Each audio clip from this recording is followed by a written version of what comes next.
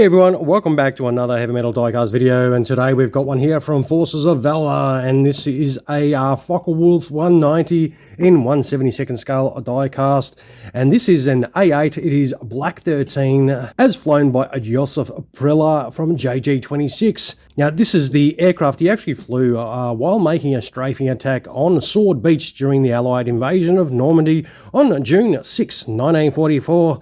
Now, this action was actually portrayed in the movie The Longest Day, in which Priller would actually be an advisor during filming. And as most of you will know, he did end the war a Luftwaffe ace with 101 aerial victories, and he would die suddenly of a heart attack in 1961, aged just 45. And these do have some extra pictures on the back of some other offerings, and this is also known by Unimax, Forces of Valor. They're under a couple of umbrellas, I suppose, of company names, but it is no good sitting in this box. What we're going to do is get this awesome Focke-Wulf out and have a real good look at it. Alright, with Black 13 out of the box, it does come with a little packet. I bought this brand new, I think it was like $40. It wasn't very expensive, so it does come with a large, it is a large set of instructions. This is huge. So very comprehensive instructions, which is, fantastic. That is pretty cool.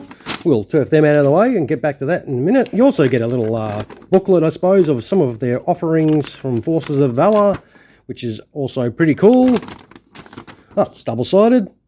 There's some awesome aircraft we need to try and collect. And of course, this, it's actually sort of stuck on... Oh, man, there's a lot of tie downs. What we'll do that off camera. We'll undo the tie downs and come right back. Well, with those tie downs finally undone, wow, that was a fun effort. And wow, this absolutely does look awesome, though. It does have some accessories down the bottom, as you can see, for the landing gear options. We'll move that out of the way, and we want to check this out straight out of the box. And man, this does look pretty cool.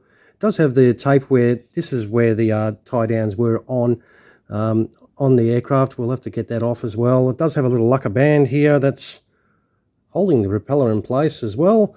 So these are quite well secured, and it does have a little bit of tape there that we need to get off, but this is straight out of the packet, and it does look absolutely fantastic. That looks insane. Definitely. There is a lot of detail underneath here. But what we'll do is we'll get these tape things off, and we'll set this up for in-flight, and we'll come right back and check it out properly. Alright, here we have a Josef Priller's Black 13 set up for in-flight. Look, it does set up really nice. This could have been potentially one of the best, Focke-Wulf 1/72nd scale diecast models. But it does have a couple of little minor issues if you wanted to get like really finicky. Like the aerials, they are quite large, like thick, which is not, quite 100%. A lot of little things that's quite thick as well. So if you were going to get really finicky, but the paint application really beautiful, spot on. And there is a little Josef inside there, and it does look absolutely fantastic. That does spin nicely. It comes up really nice. You do get two options for underneath here. You can have the bomb on there, or you can have the fuel tank. Obviously, I've put the bomb on for the in-flight here. I'll put the fuel tank on when we do gear down. Now, it's just the one piece for the wheel covers there, and then you put your ordnance over the top of that. Very straightforward. The only thing it does have is that big stamp there. I'm pretty sure that's not a Luftwaffe issue, so that is a little bit unfortunate. And you do put the little retractor tail wheel in the back there, and that is how your awesome Focke-Wulf will look set up for in-flight. Of course, you put that cowl on that covers that engine detail, and I reckon it still looks quite nice. And of course, that is your stand hole right there. You do get this massive stand. This is going to be one of the smallest stands I've seen, and it is a three-piece stand, so you got to put that together and obviously stick that. Oh, I thought it was going to squash that. It goes over that little aerial too, so it is very tight to put in there, but it does. You've got to be very careful of that aerial, as you can see inside there. And that is your little Focke-Wulf set up on the stand for in-flight. And wow, it is a long way down there. We'll zoom in a fraction for you. But look, it is really nice and quite inexpensive. Well, I managed to get this one quite cheaply and brand new. That was brand spanking new out of the packet, as you obviously saw. But I reckon it does come up nicely. All right, well, what we'll do is we'll chuck some gear down on this and we'll check that out. All right, we're back with this Forces of Valor Focke-Wulf setup for gear down. Obviously, you just put your extended tail wheel in, and of course you put your extended main landing gear in. This is all one piece, so it is very straightforward. So it's got the wheel well details, and that does look pretty cool. And of course, I did put the fuel tank section on. So yeah, no, I reckon it sets up nicely. Gear down, for sure, it does look very nice. And of course, well, we want to see some engine detail, don't we? So you should be able to just pull that off.